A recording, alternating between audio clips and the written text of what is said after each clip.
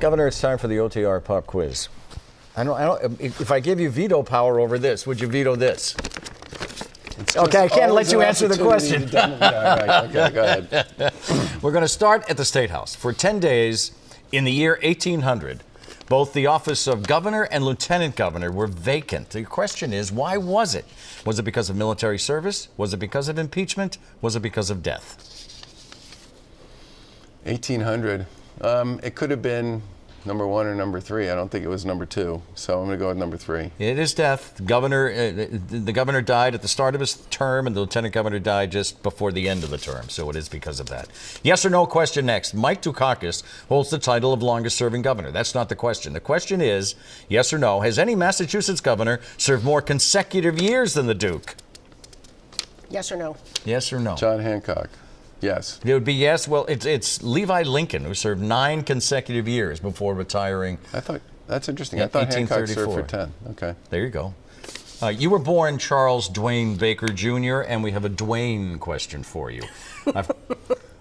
A famous Dwayne is remembered as one of the greatest guitarists in the rock and roll history. Oh, God.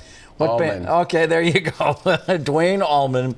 Rolling Stone, by the way, only ranks Jimi Hendrix higher in its list of greatest guitars all time. Okay, on a recent poll, once again, you were named as the nation's most popular governor. In fact, the top 10, all Republicans. Your question, who is the top Democrat on the list? Is it Gavin Newsom of California? Andy Beshear. Of Kentucky it is. That's letter B, 59% approval rate for, by the way, for the record, yours is 74. But that's the best I've ever done on the pop quiz. I was just going to say, more importantly, Yeah. you got all 4 right. Nailed it. Is that you've never gotten 4 right before? No, never. Nailed oh, it. my goodness. No. Nailed it. Well, I've only had 48 opportunities. Hopefully we'll get you on one more time before you leave. You will. Okay, back to the hardcore questions. MBTA. Big problems at the T continue despite a $2 billion one-time injection of federal COVID relief funds.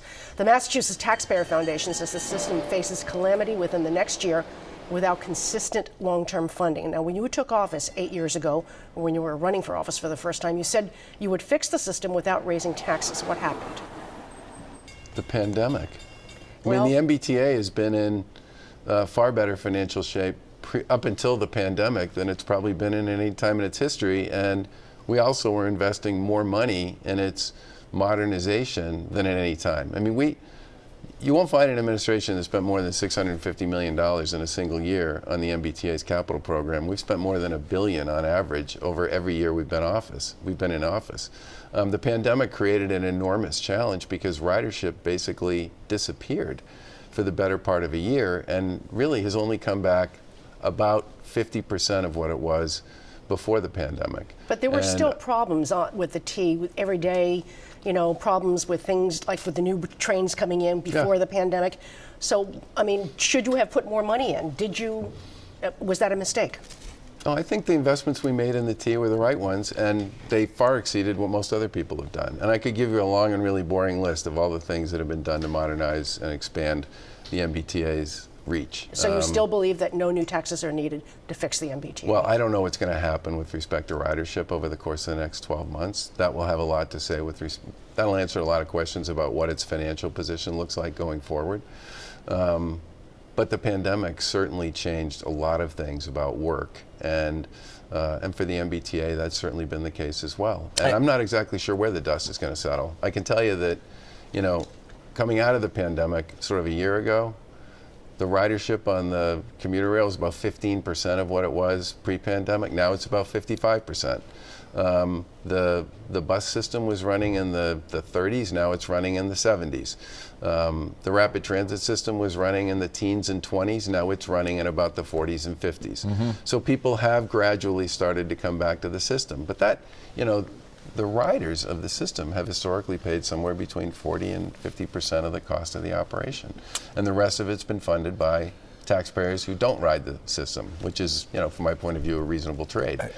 But I think the big question here is, where's ridership going to be a year from now? And well, we know a year from now you're not going to be governor because you decided not to run for another term. J.D. Vance, a Trump supporter, won the Ohio GOP primary race for the United States Senate. Trump's grip on the Republican Party is as strong as ever. Didn't Mitt Romney even say this week that without question Trump is going to be the 2024 nominee? So did that, the J.D. Vance and the Trump grip, did that play a part in your decision not to run for governor? No.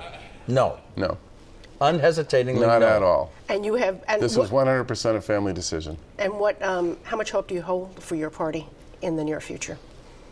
Let's see what happens between now and November. There's a lot of elections that are going to be held between now and November. We'll see what happens. Governor, it's great to have you with us. Thank you. It's nice to see you guys. By the too. way, happy Mother's Day to your wife. It's wonderful.